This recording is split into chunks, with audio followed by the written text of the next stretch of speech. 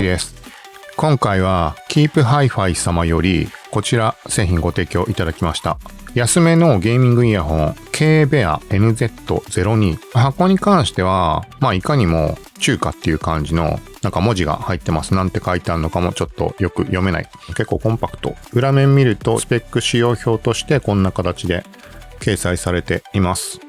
はい、早速開けてみようと思います。価格としては今、グローバル版の公式のストアかな、これは。Keep Hi-Fi の。そこで見ると16ドルとなっています。カラーはブラックとシルバーとレッド。はい、この3色になってます。ちなみにマイク付きとマイクなし、そしてタイプ C 対応のものと、この3種類があるっぽいです。選択可能となっています。はい、開くとこんな感じで、説明書は、これは日本語の対応はおそらくないと思うので、ちなみに最初に触れ忘れたけど、新製品って話だったので、ケーブルの交換はできないという話です。イヤーフック型になります。はい、ちなみにカラーはシルバーで届いたってことになるね。はい。で、これ質感は金属っぽく見えるけど、金属、プラスチックのような気がします。公式表記によると亜鉛合金とのことです。見た目は若干金属っぽく見えます。で、この背面を見ると、スケルトンになっています。ちょっと中が透けて見えるっていうのは、ゲーミング感ちょっと感じるかもしれないので、ケーブルのこの途中に普通にマイクはついています。これシルバー、白かな、白っぽい。長さに関しては、もうこの VR3000 とほぼほぼ一緒です。だから一般的なものってことかね。どう考えても個人的な L のはずなので、ちょっと L をもう装着しちゃいます。めっちゃつきやすい。めっちゃすんなり入る。これはありがたいね、本当に。結構ね、ものによっては数分かかったりするので、1個つけるのに。あとは、この動画では伝わりづらいと思うけど、やっぱりね、ここが、安っぽく見えてしまう可能性も、そこ気にするんだったら多分もう割り切って黒とか赤とかにしちゃった方が、今とりあえず装着してみました。ちょっとね、耳のところの、ホールド力というと違うかもしれないけど、例えば、VR3000 で言うと、ここの、あれかね、耳にかける部分の、この保護じゃないけどさ、形を保つための、これが、ないからと一応ここホースみたいになってはいるんだけど、細いからなのか、ちょっとその引っかかりが弱いような、別にだからといってすぐ外れちゃうとかそんなことはないと思うんだけど、あと今つけて感じるのは、イヤホン自体は普通に軽い気がします。と耳を塞いだ時の感覚っていうのも、イヤピタの兼ね合いもあるからあれだけど、音がプラスチックで響いてるなみたいな印象なんとなく受けます。あくまで自分の声がどう聞こえるかっていう判断。はい、とりあえず今 PC にいつも通りの感じで普通に接続していました。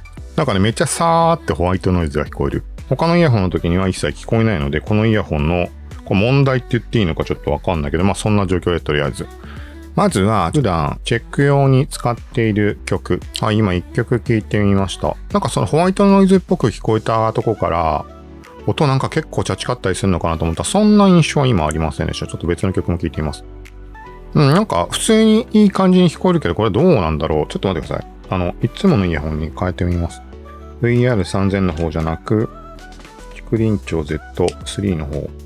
もう今、一瞬聞いただけでは全く音が違って、この竹林町って方はかなり独特なフラットでモニターより、悪い言い方すればのっぺりな感じなんだけど、そう。そこに対して考えると、こっちの方がちょっと、空間を感じるっていうと、竹林町側があまりにも空間を感じないからっていうところなだけだとは思うんだけど、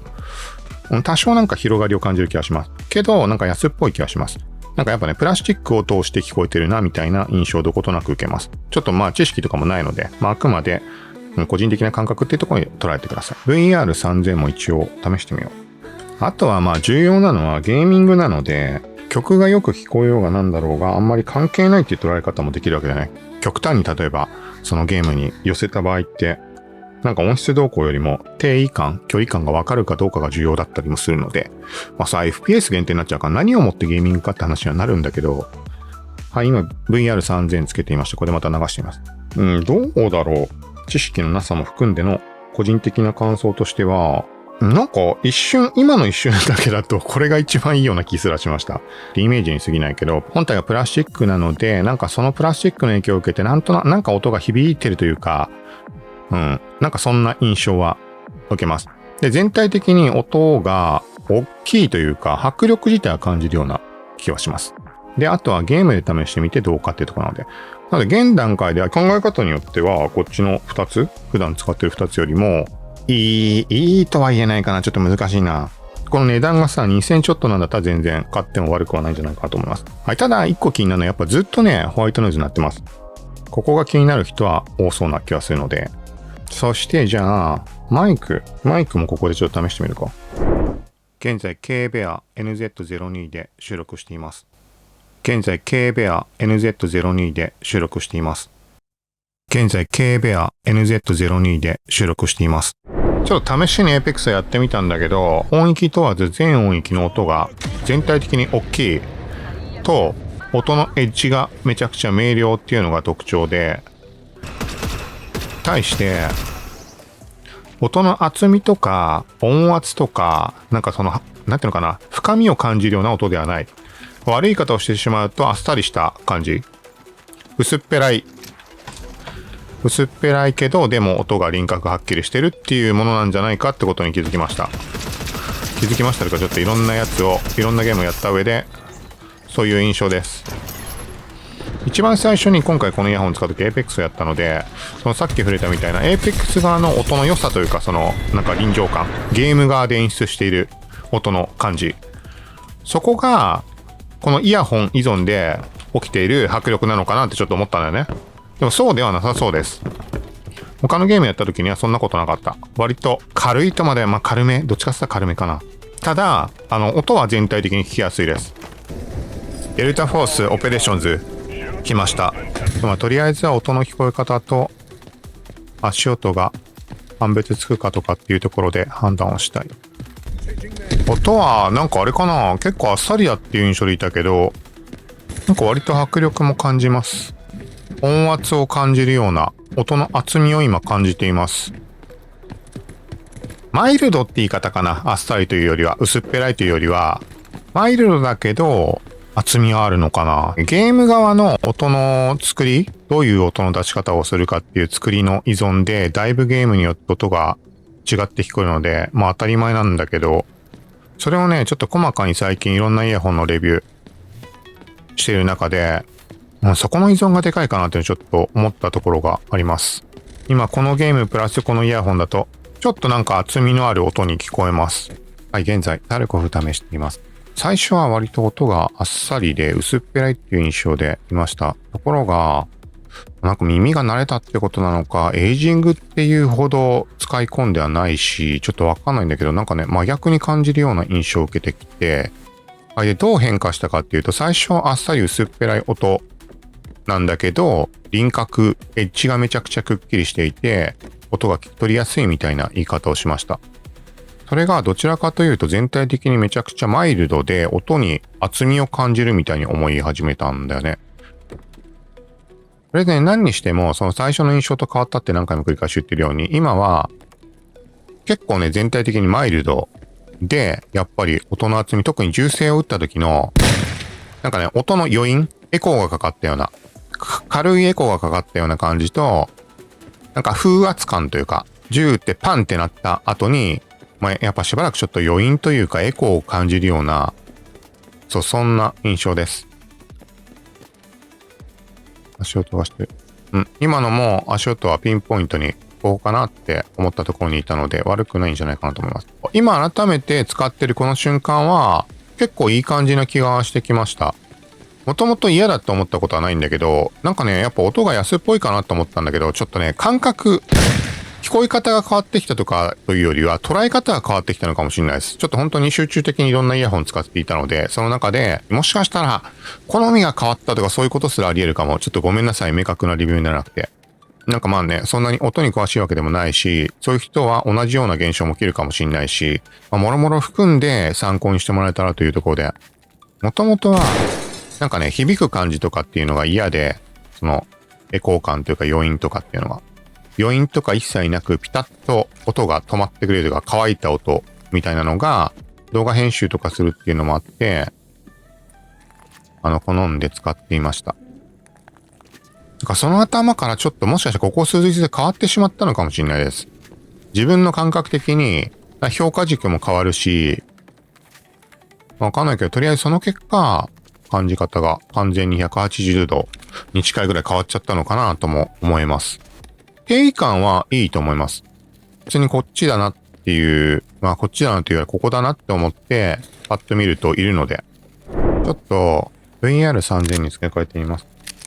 今ね、つけた瞬間だと明らかに音がちっちゃいです、VR3000 の方が。だからまあ、つまりは NZ02 が音が大きい。これはもともと言ってたと思うけど。さっきの NZ02 と同じぐらいに感じられるサイズにしました、銃声を。でもね、これで考えても、なんか NZ02 の方が厚みを感じるような、厚みというかあれか、余韻なのかな。こっちの方がちょっと余韻が少ないってことかな。環境音もちょっと判断をしたいところ。